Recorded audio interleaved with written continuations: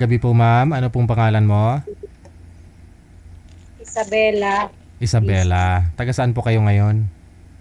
Nag Nasa ano po ako ngayon sa Pampanga. Akala ko sa Isabela ka na rin. Okay, ilang taon po si Isabela? 35 po. Aha. Nagpapa-line up ka, no? Naghahanap ka ng Ah, asawa talaga. Hanap mo boyfriend lang. Siyempre boyfriend muna po. Boyfriend muna. Oo. Bakit ho? Wala ho kayong asawa? Sabagay. Meron po. Single. Ah, sabagay, iba naman yung boyfriend, iba naman yung asawa eh. Opo. Siyempre magkikilalanin muna bago mag-asawa. Oh, pero may dati po kayong asawa? Meron po. Sana ho siya? Nasa Bicol po. Okay. Naghiwalay po kayo ilang taon na? Magwa 1 year po. Mhm. Nagwa 1 year. Ilan po anak ninyo? 5 po. 5. Okay. Nasa kanya po yung mga anak mo. Nasa nanay ko po. Diyan po sa Pampanga. Nasa Bicol po. Bicol. Okay. Bali yung asawa mo, taga Bicol din. Opo. Ba't naman ho kayo naghiwalay? Long story po. Umpisahan natin.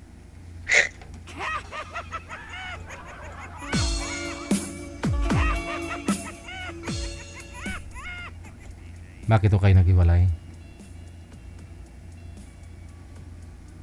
Kasi bisyo po siya. bisyo. Siyempre pag sinabi mong bisyo, hindi naman kasi lahat illegal, no? Opo. Sa kanya, anong klaseng bisyo meron siya? Yung masama po. Yung illegal. Yun lang, no? Ano po yun mula pa ho nung pagsasama ninyo, umpisa pa lang, gano'n na ho siya? May Hindi bisyo. naman po. Na ano lang, dahil sa pagbabarkada.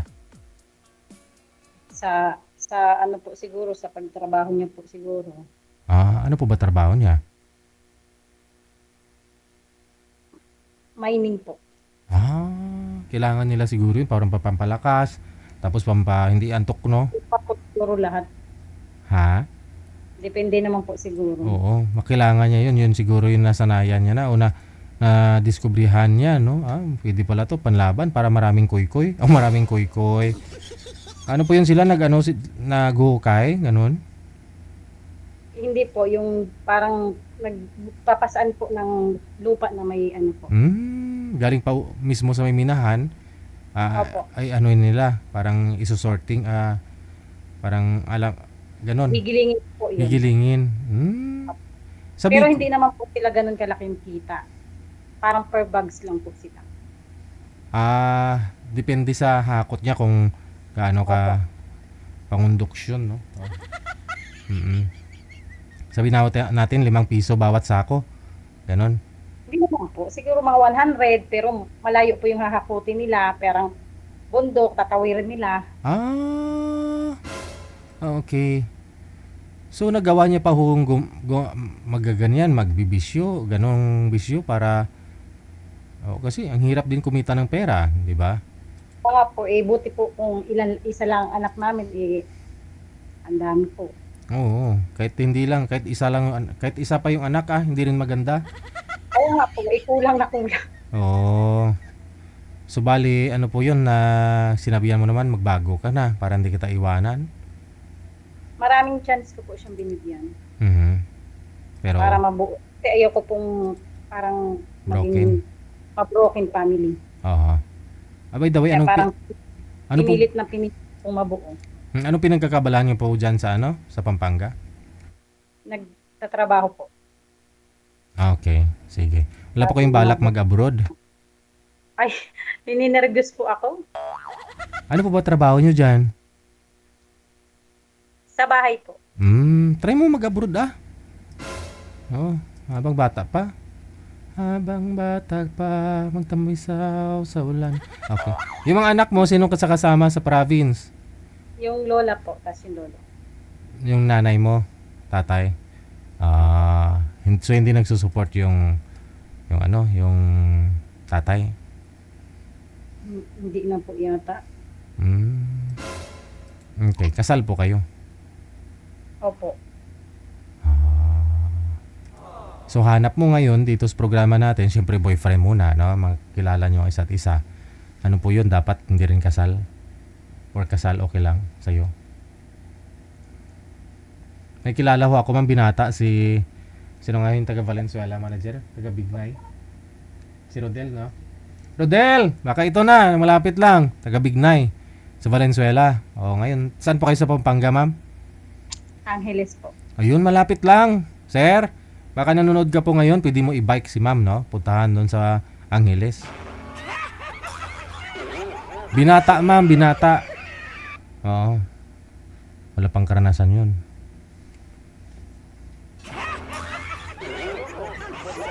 Hindi siya online manager kasi panay pa line up niya dito eh. Hindi pa ako kayo nagka-boyfriend, ma'am? Ay, hindi po. Simula na naghiwalay kami, hindi. Ilang years na po kayong hiwalay? 1 year. Ah, okay. So, bali 1 year ka na rin po dyan sa Pampanga. 2 years na po. So, okay naman ho kayo nung umalis, pero dahil siguro, lagi ho kayo nag-aaway, dahil nga po may bisyo siya, no? Imbis na, magtutulungan kayo, parang walang pake. Tapos, ang plano po sana namin, kaya ako nagtrabaho para magtulungan kami. Mapaayos namin yung bahay namin. Tapos, yun, parang binibisyo niya lang po yung kita niya. Oo. Yung bunsong anak nyo po, ilang taon na po ngayon? 4 po. Magpa-5. Okay. So ano po yung goal, ano po yung pangarap mo na ma-achieve mo, no? Ano yung gusto mong marating sa buhay mo? Ano po ma'am ngayon dahil single mother ka na? Ano pong gusto mo mangyari? Yung gusto ko lang yung makatagpo ako ng tatanggapin lahat ng anak ko. So hindi pa po sumagi sa isip mo minsan na ganito, 5 po anak ko, kailangan kong magsipag pa, mangarap, mag-abroad para ano? Hindi ko parang takot po kasi ako mag-abroad. Nagtatry po nga sana ako kasi parang ninenervyos po ako. Inuunahan po ako agad ako ng nervyos. Dasal ka muna eh. Dapat buo loob mo. Kasi tulad Kaya, mo niyan, galing ka rin Bicol, parang pumunta ka dyan sa Angeles, sa Pampanga, parang ng ibang bansa ka na rin. Kasi umuwi na po ba kayong Bicol? Hindi pa. siya naman po, mabait naman po yung amo ko pag just in Oo. case may emergency, umuwi agad ako. O di ano hindi naman sa abroad, mag-abroad po kayo ng ano, sa ibang bansa. Yung malapit lang. Kung kaya mo naman umuwi. Ganon. Bicol kaya ang layo din Magland travel ka, may higit 10 oras na rin 11, minsan 11. 11 hours, diba? Yung Hong Kong 2 oras lang eh.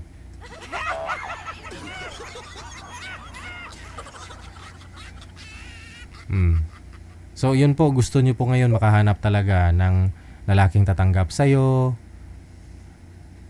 sa mga anak mo. Opo. Oo. Siyempre, mahirap naman po maghanap ngayon kasi kaya nga po, baka mas serve yung may edad. Okay, sige. Okay lang po ba sa'yo dito lang sa Pilipinas o nasa abroad? Okay lang po, bahala po kayo kung ano yung available. Basta ano lang mayroon, no? Sige ma'am, standby lang po kayo, hahanap ako, ha? Hindi po. Okay. Mga sirs, ilang taon po yun, sabi? 35. Meron na po siyang mga kausap? Siya po mismo?